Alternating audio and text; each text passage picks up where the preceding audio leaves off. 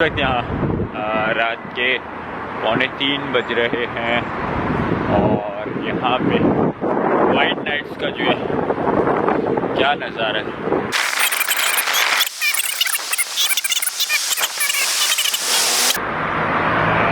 Life जो है वो सड़कों पे भी रमा दमा है, बाकी यहाँ पे रेस्टोरेंट्स भी खुले हुए हैं, होटल्स भी खुले हुए हैं। नाइट लाइफ जो है पब्स और क्लब्स, डांस क्लब वगैरह, बार, वो सब भी खुले हुए हैं। और पीछे वो एरिया भी था।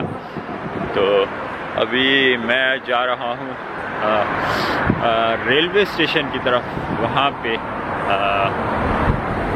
क्योंकि वो मेन पॉइंट है, वहाँ से फिर आगे मूव करने का इरादा है। तो अभी फिलहाल वहाँ जा रहा हूँ। तो आपके लिए बस इतना ही। Thank you so much.